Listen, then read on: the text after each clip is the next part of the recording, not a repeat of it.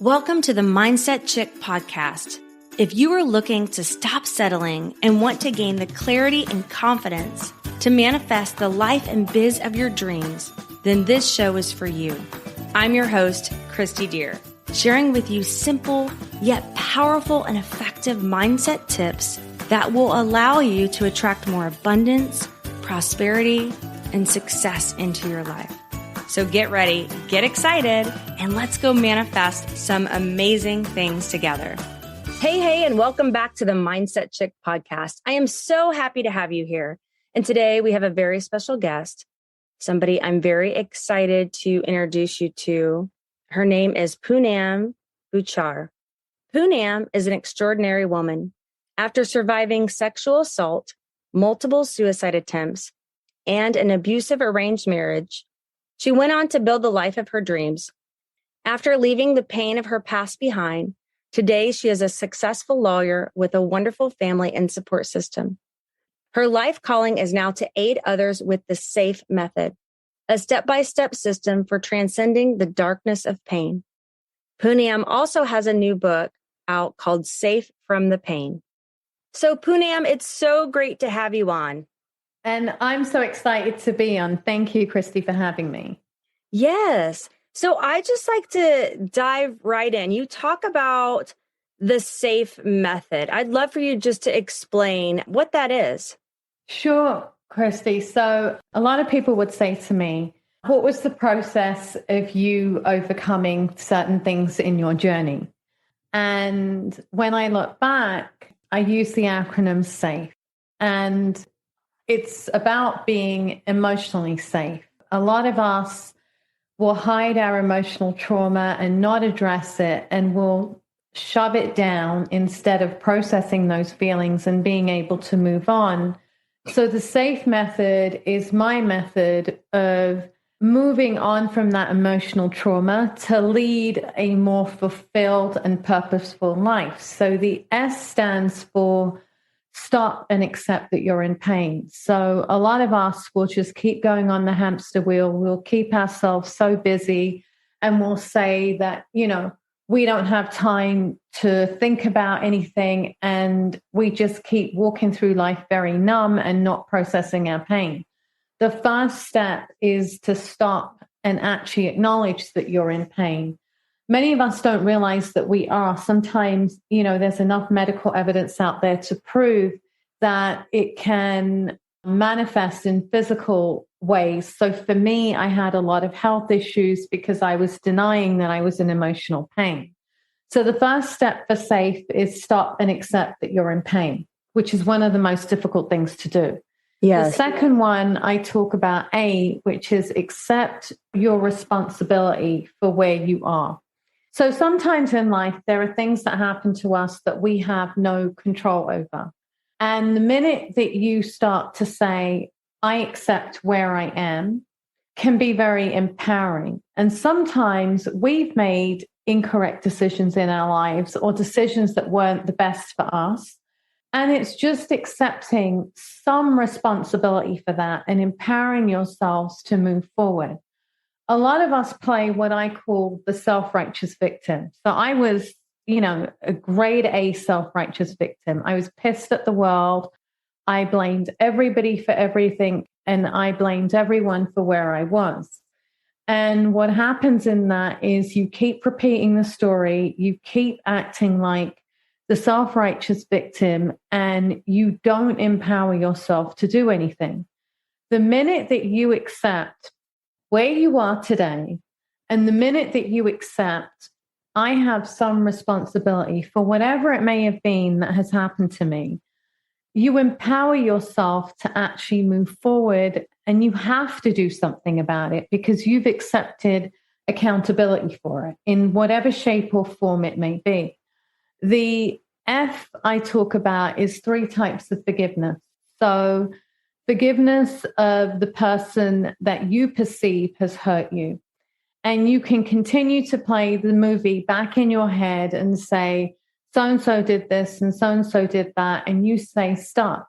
And what has happened, but you are ruining the remaining years of your life by constantly playing that same movie reel instead of working through forgiveness and letting go of it. Because at the end of the day, we only burn ourselves. Whoever we perceive as hurt us has moved on with their life.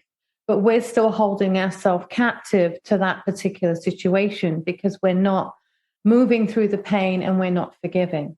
The second type of forgiveness I talk about is forgiveness of the universe, because we all are great at saying, why me? Why was I dealt a shitty set of cards? The truth is, why would we wish anything bad that happens to us to happen to our fellow human beings? It's extremely selfish. So the question that I phrase is, why not me? What is it that I need to learn from this? And thank you, universe, for teaching me the lessons that I needed to learn. The third type of forgiveness, which is one of the hardest things, is the forgiveness of oneself. Forgiveness of oneself for the decisions that we've made that have affected other people, or the decisions that we've made that perhaps were not the best for us. And not to be so hard on ourselves and understand that life is a journey and we are going to make mistakes and we need to learn from those mistakes, because without the mistakes, we don't grow. The E is embracing your journey and embracing fully who you are. So we're all great at accepting how great we are and how fantastic we are. But what about our flaws? Why don't we embrace those? Why don't we embrace the flaws that we have and be confident in our own skin and embrace our journey to be able to manifest the things that we want? And I know in your podcast, you talk a lot about manifestation, and I don't believe you can manifest a purposeful, fulfilled life until you work through your emotional pain. Well, that was all so good. I loved it. I love the acronyms, and that's all so true. And, it really got me with the first one, S, where you said stop and accept that you're in pain. And I feel like that's where so many people get tripped up, because that's not easy to do. And it's not easy to, try to say, okay, I'm in pain and I've got to work through this, right? Oh, it took me decades to even acknowledge it, because it's funny, right? We're taught, or the perception is, that self-care is selfish, when in fact, it's probably one of the first things we should be doing, and looking at ourselves and figuring out why we feel a certain way. So we'll go to the gym, we'll work out, but we forget that our emotional well-being is the pivot to everything else in our life, how we perceive things, our relationships, our work, everything. Yeah. And, it's so interesting. Most of my life, I taught myself not to cry and not to feel pain because I felt weak. And, looking into it more and exploring it more, I guess as a young child, I didn't want to seem vulnerable and I didn't want to get hurt again. So I would just teach myself, I'm not hurting, I'm not crying, I'm not feeling it, I'm tough, I'm strong. And I would just push it down and push it down. And yeah, for so many years, I don't even know, maybe 15 years of my life, I didn't cry at all. Yeah, no, I agree, because we're taught to pull up our socks and get on with it, but that's not the right thing to do. There's actually a lot of power in being vulnerable and accepting that you are in pain, because otherwise it does choke you. It does ultimately choke you, your health, your well-being. And it's not something that by shoving down that we can just pretend it doesn't exist. You can do that for decades, but after a while it will catch up. Yes, absolutely. And I felt that with myself. And then, going on this journey and starting to explore things, I realized that, yeah, I really had to work through a lot of things and the pain, and I had to become aware of it. Like you said, that's such a great first step. And, when you say accepting your responsibility, I see so many people being in that victim mentality where they're pushing blame on everybody else. And then they maybe end those relationships, those friendships, and then they move to a new relationship, friendship. And then the same thing is happening. And it's like Groundhog's Day. It's like the same thing is happening, maybe new faces, but the same situation. So, what would be the first step for somebody to just start going, okay, I need to I need to take a look inside me and see what I'm creating. So, Kristi, I think for me, it was, we all have certain triggers. Some of us may get angry at something. We may cry. We may get upset. We may have this feeling of uncertainty inside us.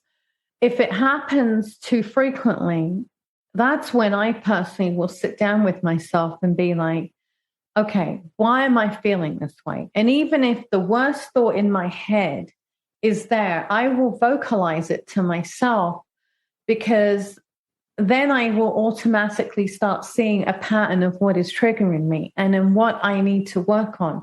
Why am I so perhaps insecure about something? Or why am I fearful of something? What is it that is triggering inside of me? And just accept that part of the responsibility and just accept that this is how I'm feeling today. Yeah. And it's okay.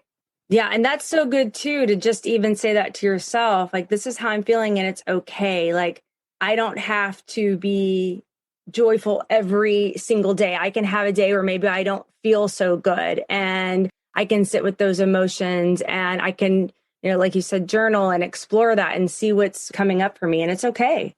Yeah, I mean, there are days where I just feel bratty for no reason. And I'm like, me too. I'm a brat today. Yes. And I own it. For a while too, being a mindset and success coach, I would beat up on myself if I had a day where maybe I wasn't feeling joyful, or if I was feeling angry or frustrated. I would think, wait a minute, I shouldn't be feeling like this, because I've been learning about law of attraction and my thoughts create things, and I shouldn't be feeling like this. And I would, make myself feel guilty and shame myself. And I really learned after a while that wasn't very healthy. Right. And I think we tend to hold ourselves to higher standards, right? Yes. Almost like we have to be perfect, but that's not true.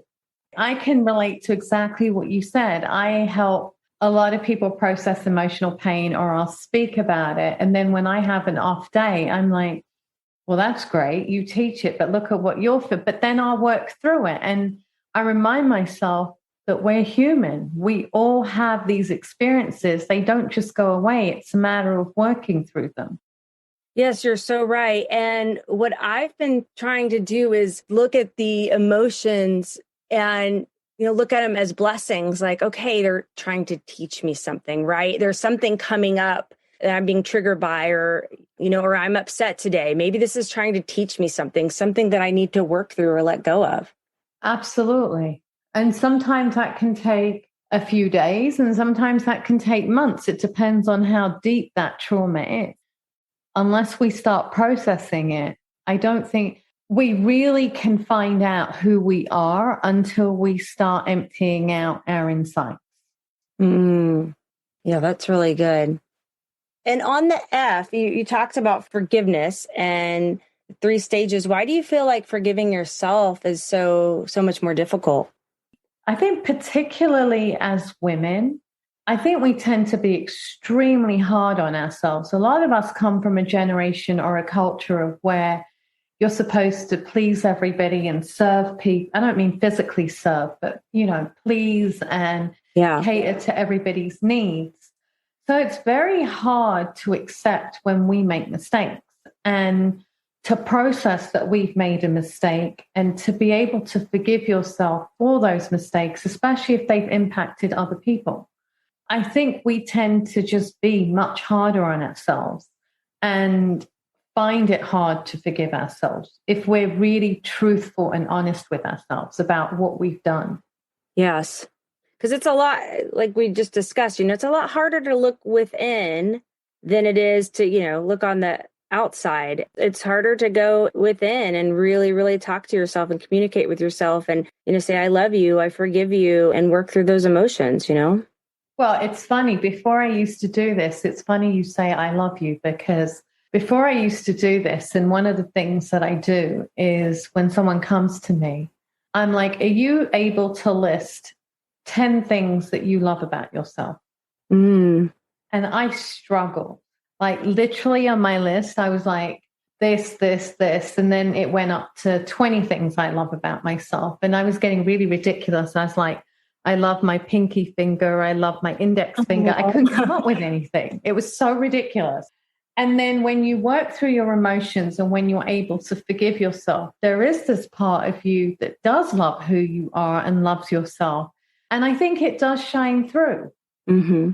Yeah. Louise Hayes, I don't know if you're familiar with her, but yes. Yeah. She talks about that. Like in one of her books, it's just going through like every part of your body and just expressing love to it. And that, I think that's so, so good, but something that we don't maybe become in the habit of. Like, I love my pinky finger, I love my toes, or even just saying, oh, I love you, feet, for, supporting me to get out of bed this morning and walk around. Like, we just miss that and don't even think about it. Those are things, after I had my stroke, those are things I no longer take for granted. Those are things that I'm like, okay, great, thank you. I can go and do this, or I can walk downstairs in the morning and get my coffee. Those are things that I'm so much more appreciative of. I bet. And so on the last one, on E, you have, I love this, embracing your journey, and how, this kind of ties into the flaws and embracing your flaws. So what would you recommend somebody do to start embracing their flaws? Like maybe start sending love to those parts of your body? Yeah, I mean, physical, emotional flaws, or just like perhaps one of my flaws for a particular individual is I'm too blunt. And I forget that when I'm too blunt, perhaps the other person on the other side is not ready to receive what I'm saying. Mm-hmm. And I know, my friends know, that there is no filter in my mouth. It's on. It's like, yeah. Sometimes that's happened to me too. And I really had to go, okay, right. And they'll be like, okay, she has no filter and somehow she's able to get away with what she says. We have no idea why, but because I think people know it's not coming from a place of malice. But I do accept that in certain situations, that is a great asset to have. But in other situations, perhaps in personal relationships, it is part of a flaw. But I think when you accept it, you work with it and you acknowledge it. You're like, okay, this is part of me. And it is a flaw for some instances, but I'm working to be the best version of myself that I can be. I love it. And it just seems like when you're talking, it just seems so soothing and kind. And, just it's even shifting my energy, just thinking like if we all started talking to ourselves more like that, instead of like, oh, why did you say that? Why did you do that again? You're so stupid. Why can't you learn? And, that sometimes is more common for people to talk to themselves like that than it is to, embrace the flaw and talk to yourself more lovingly and saying, okay, this is something that you're doing. And maybe it could have been different in this situation, but I'm going to send love to you, embrace you, and learn from it. I agree, Kristi. When we keep talking negatively to ourselves, we just feed those insecurities and we just feed that fear.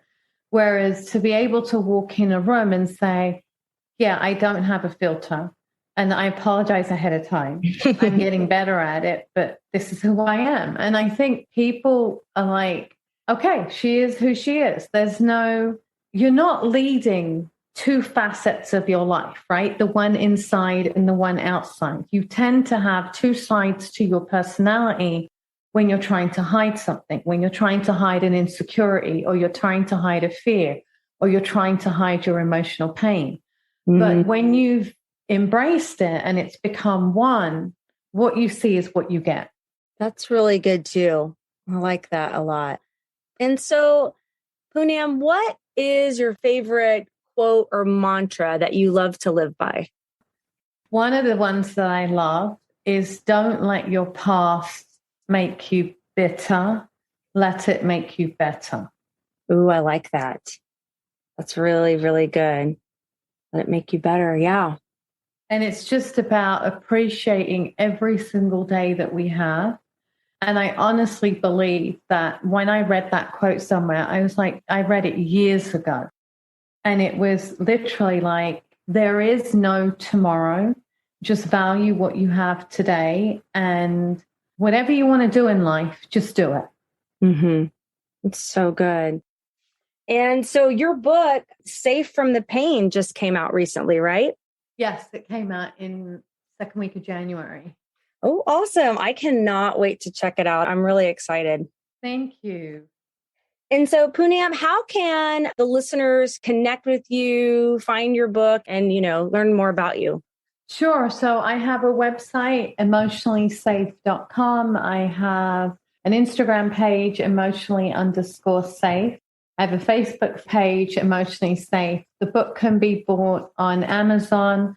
I also did the Audible myself. So the Audible's there, Amazon, it's on Kindle, it's on Barnes and Noble. And if anybody does read it and likes it, please leave me a review. Yeah, so that's how everybody can connect with the book. I love it. I love it. Well, yeah, I'm excited to check it out and read it. I really enjoyed you coming on and just sharing so much of your wisdom. I love the SAFE method. I think it's so valuable, and I just love the way you explained it. It's very helpful. Thank you so much, Kristi. And I really appreciate you for giving us the platform to be able to share our stories. Thank you. Oh, you're welcome. And remember, friend, to dream big, follow your heart, and never give up on you, because you're worth it. Thank you for joining me today on the Mindset Chick podcast. I hope this show has you waking up every morning excited about the new manifestations you have created in your life. And if you would honor me with a 5-star review over in iTunes, I will happily enter your name in my Mindset Chick swag giveaway. Make sure you add your name to the review, and I will reach out to you if you're the winner. I really appreciate you spending your time with me.